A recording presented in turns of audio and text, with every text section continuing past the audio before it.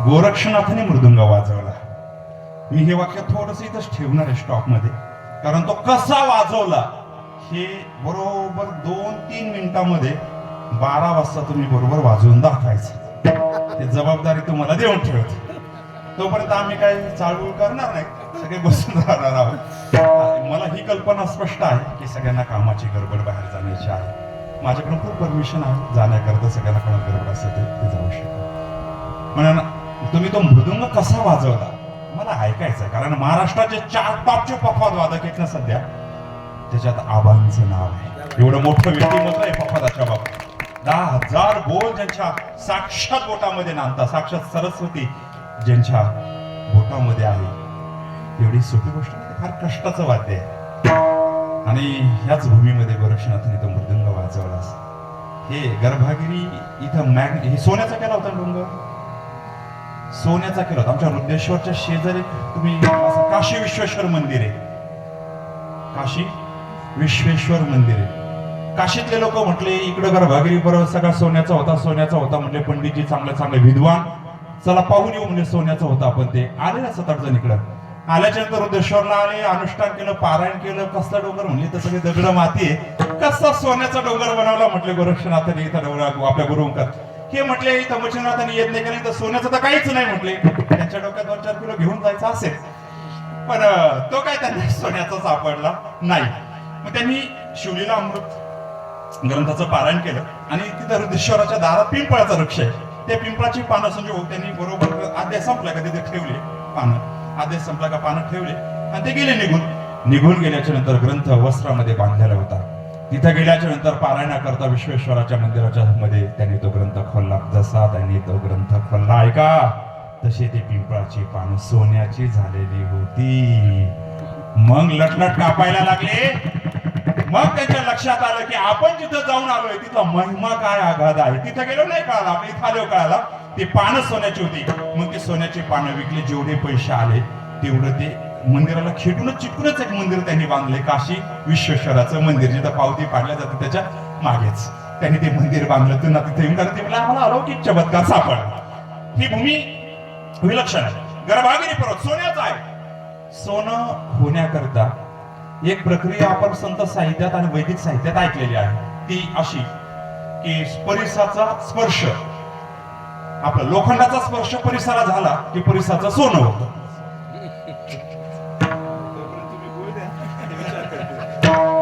मला गुळ द्यायला असा माणूस बसवलाय, तुम्ही एवढ्यावरच देतोय तो गुळ. मी नाश्ता नाही केला, मला भूक लागलेली, पण ते काय ऐकणार माझं. ते म्हणतात अजून मोठी ढेप द्या. ते काळा गुळ आरोग्याला खूप चांगला आहे का. तुम्ही सकाळी स्नान केलं ना, नजर लागलेली या माणसाच्या त्या गुळाला. आपल्याला गुळच नाही खायचं. गुळ आरोग्याला खूप चांगला. तुम्ही रोज स्नान केलं ना सकाळी, एक गुळाचा काळा गुळ खात चला, तुम्हाला आयरन बॉडीमध्ये म्हणजे हाडं ठणकणं हे सगळ्या गोष्टी मिळतात. आता सध्या लोकांनी प्रॉब्लेम करून नंतर सुरू झाले, पाय दुखणं, टाचा दुखणं, गुडघे दुखणं. सकाळच्या कोवळं ऊन मिळत नाही, काळा गुळ खा आणि थोडासा चुना खात चला. चुना तंबाखूवर खाल्ला तर त्याच्या एवढा भाग्यवान तोच. मला कधी कधी विशेष वाटतं, हे आपले ग्रंथ आपल्या सिलेबस मध्ये नाही, आपल्या तरी दुर्दैव मोठं आहे. इंग्रजांनी काय केलं, कात आणि चुना एकत्र केला. तोंड लाल व्हायला लागलं, कात आणि चुना एकत्र केला, ते विष तयार झालं ना महाराज. कातामध्ये हिमोग्लोबिन सगळ्यात जास्त आहे, कात स्वतंत्र खा. चुना आहे ना चुना, आता हे जे तुम्ही लावताय हा नाही, याच्यात आहे ताकद नाही असं नाही, 80% याच्यात कॅल्शियम आहे. पण जो कळीचा चुना मिळतो, कोणी हाडवैद्याकडे तुम्ही गेला तर कळीचा चुना घ्या, तो काचेच्या भांड्यामध्ये पाण्यात ठेवा निवळीमध्ये, आणि रोज थोडासा गव्हाच्या आकारा एवढा किंवा हरभऱ्याच्या आकारा एवढा काढा आणि पानाला लावा. त्याच्यावर तुम्हाला काय बाकीचा टाकायचा नसतो तो, आणि ते पान चावून गिळून घ्या. तो जो चुना बॉडीमध्ये जातो तो तुमच्या हड्डीला एकदम मजबूत करतो. लहान लेकरासारखे 3 महिने चुना खा, काहीच होणार नाही. फक्त तो चुना खायचा आहे कसा, 1 दिवसाआड खायचा. म्हणजे 1 दिवसाआड खाल्ला किंवा मग सलग 20 दिवस खा, 10 दिवस गॅप द्या, पण 3 महिने खा. कसेही हाडं दुखणारे असू दे, गुडघे तुमचे क्लिअर होतील. आणि नाही कळीचा चुना भेटला तर आपला तंबाखूचा खा, त्याच्यातही भरपूर कॅल्शियम आहे. फक्त कात आणि चुना एकत्र खाऊ नका. इंग्रजांनी गोंधळ केला. चला, दुसरा एक गोंधळ फार मोठा केला. मला मागे यायचं अभंगाकडे. दुसरा एक गोंधळ त्याने असा मोठा केला की चहाची पत्ती बरोबर दूध मिक्स केलं आणि 38 प्रकार रोग निर्माण होतील असं पॉइझन तयार केलं ना महाराज. त्याचं नाव काय? ते कसं लक्षात आलं बरोबर? चहा.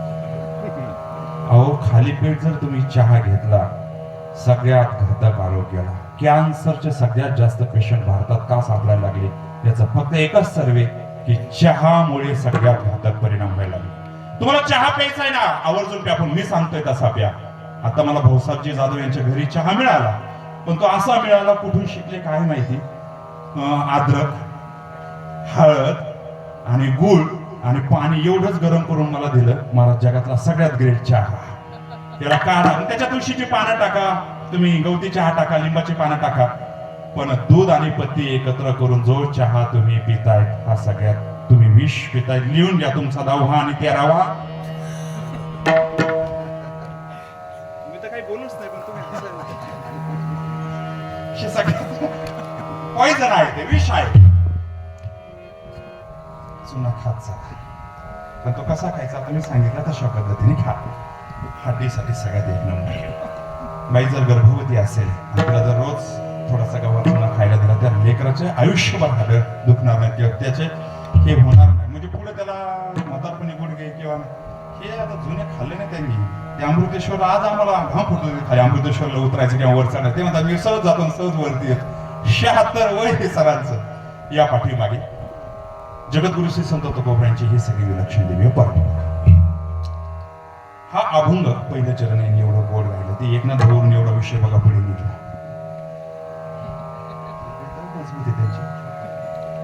दोन प्रकारचा मृत्यू मी तुमच्या समोर ठेवला. भगवद्गीतेने निर्वाह दिलेला. भगवद्गीता इतकी विलक्षण आहे.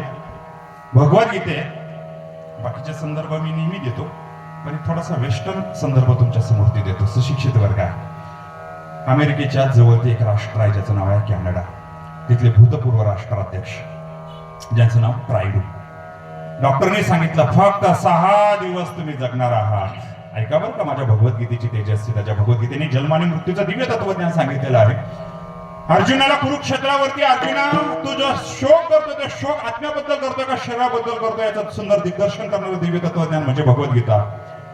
कॅनडाचे भूतपूर्व राष्ट्राध्यक्ष ज्यांचं नाव ट्रायडू. डॉक्टरांनी सांगितलं 6 दिवसामध्ये मृत्युमुखी पडणार आहात तुम्ही. 1 मिनिट सुद्धा जास्त जगणार नाही. लटपटून गेले मृत्यू साक्षात 6 दिवसावरती घाबरून गेले. मृत्यूला घाबरणार नाही. संत सोडून मृत्यूला घाबरणारा माणूस अजून भूतलावरती जन्माला यायचाय महाराज. जन्माला यायचंय संत सोडून, राष्ट्रपुरुषांच्या सोडून. ते म्हटले मृत्यू डॉक्टर करोडो रुपये ठेवतो, पण माझा मृत्यू थोडासा वाढवा. म्हटले मला भीती आली, मला दडपण आले. 6 दिवसात माझी मनस्थिती ठीक नाहीये. डॉक्टर म्हटले करोडो नाही अर्धो रुपये ठेवा, पण मी काही करू शकत नाही. तुमचा मृत्यू 6 दिवसांनी घटित होणार आहे. काय करावं त्याच्या लक्षामध्ये आलं तर आपण काहीतरी धार्मिक ग्रंथाचं चिंतन केलं पाहिजे. बायबल वाचता समाधान झालं नाही, कुराण वाचता समाधान झालं नाही. तिसऱ्या दिवशी त्यांनी भगवद्गीता वाचायला घेतली. आणि जशी भगवद्गीता वाचायला घेतली, ऐका, पहिला अध्याय वाचून झाला इंग्लिश मधून. दुसऱ्या अध्यायाच्या काही श्लोकापर्यंत ते आले. त्यांच्या लक्षात आलं वास्तविक मृत्यू अस्तित्वातच नाही.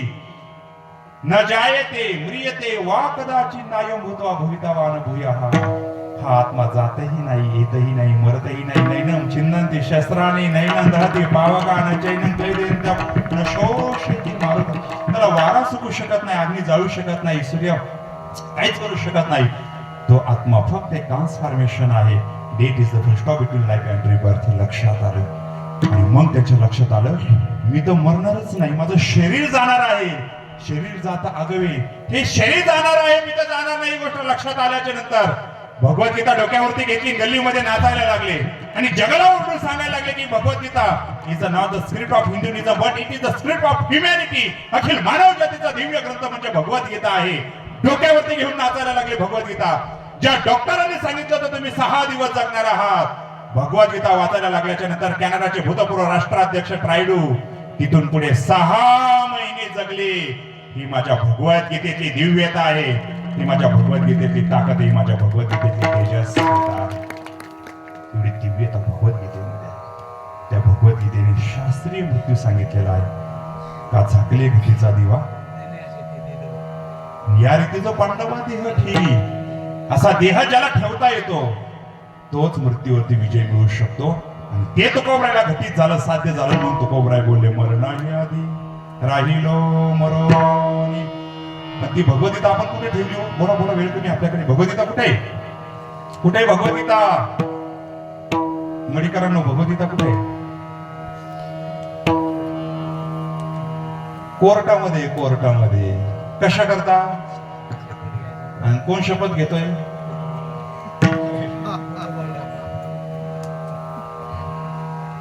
इथली शपथ बरोबर नाही.